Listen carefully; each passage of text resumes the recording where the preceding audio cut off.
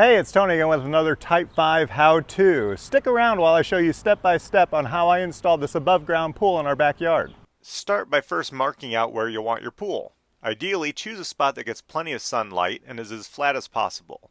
You can see here that I started by staking where the center of my 24-foot round pool will go. Using a tape measure and string, I marked out a 13-foot radius to give some room for installing the pool later on once the ground was level. Next, I removed all the grass from the area. I rented a sod cutter for 4 hours for about $60, which made this process a lot easier. The cutting process was less than 2 hours, but moving all the grass took more time. I recommend cutting the grass into squares to make it easier to pick up and move around. And if you don't need the extra grass, you can always sell it or give it away quickly on Facebook Marketplace. Once the grass was gone, I used more string to mark where the center of the pool would be to be able to reference later as needed without getting in the way. To start the leveling process, I first leveled a paver in the center of this area.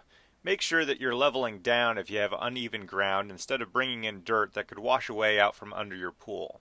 I knew the back corner of this area sloped up a few inches, so starting here in the center at ground level wouldn't require me to remove too much dirt all the way around. Now this next step will take some time. I used a long level and a straight 12-foot board to level out the entire circle flush with the paver that I placed in the center. I had to check for level often at the beginning, but after a while you get a feel for level with the shovel as you make your way around. This process took me over 8 hours over several afternoons, but left me with a great level base to work with. With the ground level, I decided to add the plumbing for a center drain system. This is optional, so I'll be brief here, but I'll include a follow-up video to show how I did this step by step as well, so make sure to subscribe so you don't miss it. I do highly recommend a center drain though, as it really helps keep the bottom of the pool clean while minimizing the amount of vacuuming you'll need to do later. Next, it was time to lay out the bottom channel of the pool frame in order to figure out where to place the blocks that would go under the sidewall supports. While I was placing the bottom channel together, I used stakes all the way around the pool to keep the entire channel exactly 12 feet from the center of the pool. With the wall support locations in place, I dug out and leveled a 4-inch thick block under each support. I made each block sit about 1/8 of an inch above ground level to make it easier to level the blocks in the ring all the way around. This step is the most crucial to getting the pool walls level, so spend extra time here and make sure it's as close as possible, leveling between each brick as you work your way around. Next, it was finally time to spread out the sand for the base of the pool. I needed about 4 yards of play sand in this area, but getting a dump truck into the backyard wasn't an option as it could damage my septic system. So instead I purchased about 215 bags of fine play sand to spread out. I started around the center drains, which were installed 1.5 inches above ground level, and to create a gradual slope towards the middle, I attached a 2.5-inch block to the bottom of an 11-foot board.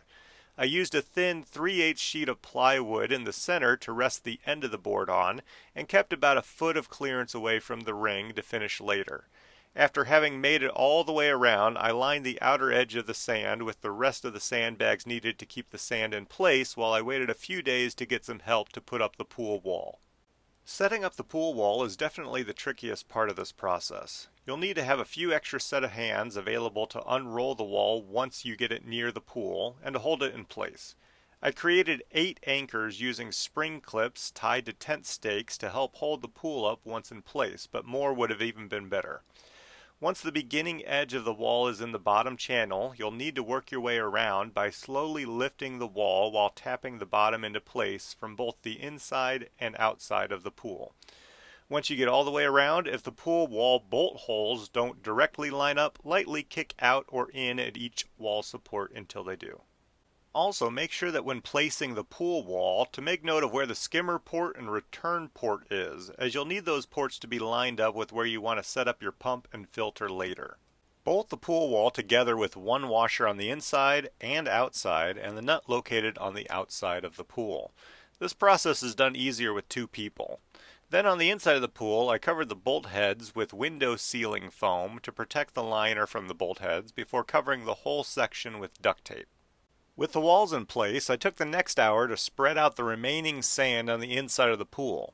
I screwed some pipe hanging strap into some scrap plywood to make shoes that I could use to walk around and compact the sand as much as possible. The last step before installing the liner was to make a cove around the bottom corner of the pool to protect the liner where the wall and sand meets.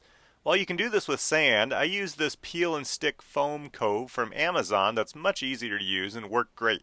I'll leave a link in the description below so that you can check it out yourself. To install the liner, I started by rolling it out in the center of the pool, making sure that the amount of overhang on each side was as even as possible. Note at this point I switched to some soft sandals when walking on the liner to try to minimize my footsteps while still not damaging the liner. Again, it's helpful to have multiple people to help hold up the liner in place. Be careful if you are using spring clips to hold the liner as well as the walls, as they can possibly tear it. You'll want to use the plastic channel for the top rail to hold the liner while you stretch it out and attach your clips to the channel if you need them to keep the walls up. Try to shoot for an even 6 to 8 inches of overlap for the liner around the outside of the pool. You can see here that I start from the middle and work my way to the outer wall with the liner. You want to try to remove any sort of creases from the bottom as well as the side walls. I purposefully left the walls a little loose before I started filling with water. Then with the hose on, I worked out the wrinkles again from the center out to the walls until the bottom layer of the pool was completely full with water. At this point, I stretched the liner up the walls just to the point of removing any wrinkles and adjusted the plastic channels once again to hold it in place. And since I'm using well water, I attached the hose to a whole house water filter to help remove some of the iron in the water as well. As a side note, if you're installing a center drain, you'll want to attach the mounting ring before filling with water, and then finally cut out and attach the drain covers once you get a little water in the pool. You'll also want a pool ladder available to be able to get out of the pool at any point once the liner is installed. To finish the liner installation, I used a mallet to tap on the metal top channel and then focused on the sidewall supports.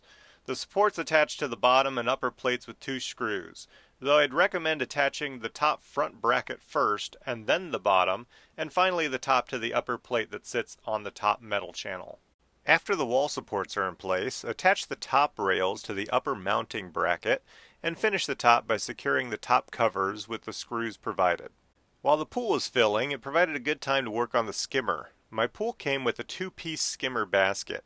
I used clear silicone to hold the gasket in place while I screwed together the 2 halves. For the threaded hose connector, I wrapped thread tape around the threads about 6 times and also used thread compound to keep it from having any leaks on the threaded connections. My skimmer came with a double-layered wall gasket, but it makes more sense to me to have a gasket both on the inside and outside of the pool walls.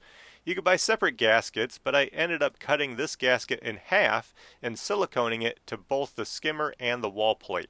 To install the skimmer, I had someone else hold the skimmer in place on the mounting holes from the outside while I screwed in the face plate from the inside of the pool.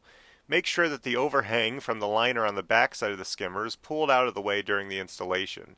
And as a side note, I didn't use any silicone between the gasket and the actual liner.